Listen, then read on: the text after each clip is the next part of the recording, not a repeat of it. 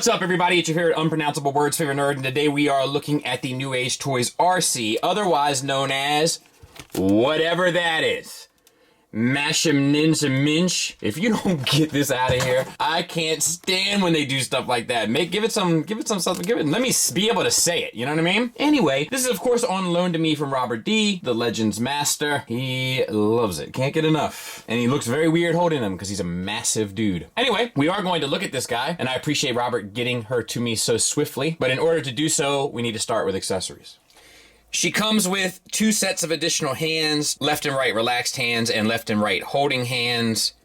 She comes with a pistol, very much, you know, in tune with the kind of the cartoon look, you know, pretty much what you would expect. Maybe some color variation. Whoa, sorry about that. Maybe some color variation would have been nice, but otherwise the sculpt is decent. And she holds it just fine in her holding hand. She comes with another pistol, gray plastic, sculpted nicely, not a lick of paint on it. She'll hold that just fine as well. She also comes with like a long rifle. This actually has some color breakup, which is nice, and it's also sculpted nicely. And she can hold that just fine as well. She also comes with an alternate face with a red visor over the eyes, so she can let you know that Cup and Hot Rod are still outside the city. It's just swappable in the front. I can show you here on the back.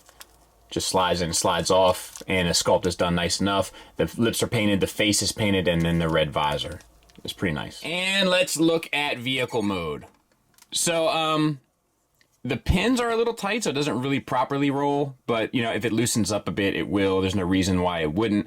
The paint comes through nicely. I think aesthetically, it pulls off the look quite nicely. There's some clever stuff going on here that we're going to get ready to show in terms of how they were able to pull that off. Blue translucent windshield. Like, it's clean, it's sharp, it looks the part. I don't really have a whole lot negative to say about it. Like, all of the paint detailing is like the gray. I mean, it's just well done in terms of, like, you know, what it's trying to do. I don't think you could do it much better. And then there it is next to Tiger Tracks, you know, so there you have it. So let's get her transformed.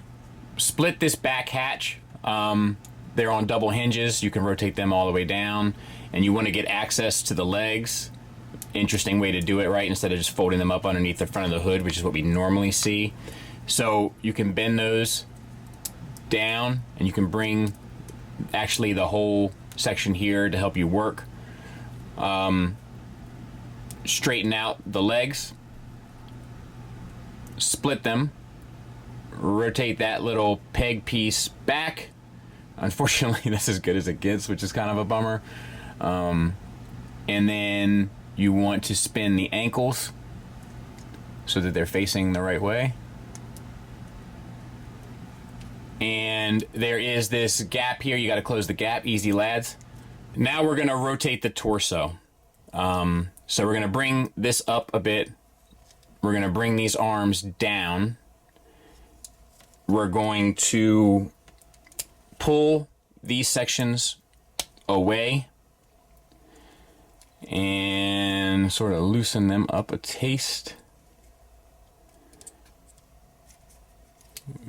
It's some tight little tolerances here, but you can see, like, we're gonna kind of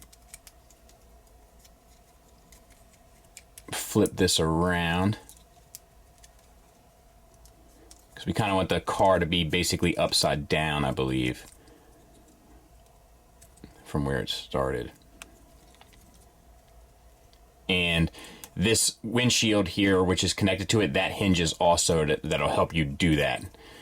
And then you can kind of pull this whole face up here if you need to, and then rotate it 180 so that it's sitting in line. All right, now we're going to take off our QC pass.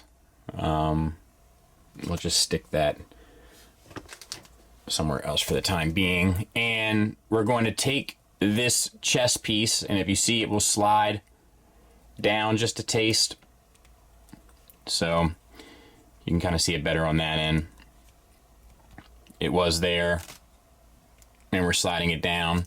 This is to get this bent around, and then we're moving on this armature here to rotate the entire thing down. This is where it gets a little hard to see because of the side panels. As you do so, the chest comes down and covers up, and this all folds in side of there, which is pretty clever stuff. Then the head comes up on this ball peg there, and then the face comes down and covers up on it. Pretty smart. Now we just had to deal with the backpack. So get these pieces spun around to the back, for one. And then this is also pretty clever stuff. Push down the hood. There's 2 sections there. Push them down. The kind of large panel pieces, the back half of it will slide up. Once that is done, you can wrap this whole piece around, peg it in, bring this piece around, wrap it over. Insane. So we've already got that piece done. We're gonna slide up this piece. We're gonna swing around. Oh, we didn't, that piece came back open. Locked in, bring this piece around, bring them both, orient the arms properly. We gotta plug our hands in, and I'll clean her up. We'll take a look at her. And let's talk about the figure. So we'll get in nice and tight on the head sculpt for Dennis, and I think it's magnificent. The face is painted, the eyes are painted, the lips are painted, it looks good, the helmet's sculpted well. The head is on a ball peg. You can get up to there. Perfect. Down, perfect. Side to side is perfect. Little bit of confused Arcee face. The shoulders are on ball pegs. You get out to 90 degrees. You get around until you meet the backpack. Butterfly. Bicep swivel. You have a double hinged elbow that gets you the full run, which is crazy, and wrist swivel. The pink is painted here and here. It's a well done figure, man. All right, we have waist swivel. We have ab crunch that gets you back to 90 degrees. We even have a little bit of reverse ab crunch as well. The chest is painted, and then the accents, the pink and gray accents are painted, as well as all those accents that are abdomen. Spot on. Other arm is identical to the first. Let's back out now for a wider look. The hips, T-jointed ball joints, get you out to 90 degrees for the full Van Damme. They get you forward and back to there. Thigh swivel, double jointed knee for the full run. Ankles are on ball pegs, so you get a swivel. Not really an ankle tilt up. You do get an ankle tilt down, and you do get a slight rocker. And that's it.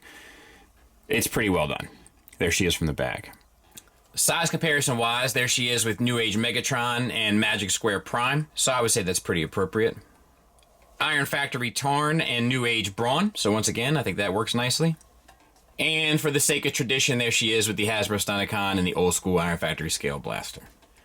Final thoughts wise, we'll start with the negatives. There are a couple aesthetic issues that stick out to me with her. One is the peg that comes out of the back of her leg. The other is the kind of antenna that's attached to the car, popping out on the right side. I kind of have it covered up with her gun here. So those are kind of some aesthetic cues that just stick out because the rest of her is just so bloody clean, you know what I mean? But it doesn't stop there, honestly. She is very well articulated, with one exception, the ankles. And it's hard to get a believable pose with the limited range in the ankle rocker. It always kind of rears its head as a potential issue or aesthetic issue when posing. But that's not the only issue it causes. There's also a bit of a balance issue when it comes to dynamic poses with her as well. Once again, that probably could have been fixed by weight distribution through the feet touching the bottom of the ground, you know what I mean? As opposed to kind of like on the inside of her feet. Also, the one thing that I think needs to be discussed is like the fact that it doesn't seem like you can transform her with the hands on. That doesn't bother me, but I know it bothers some. But I also know that a lot of you guys will pick and choose when it bothers you out of convenience, which I understand. But it's worth pointing out nonetheless.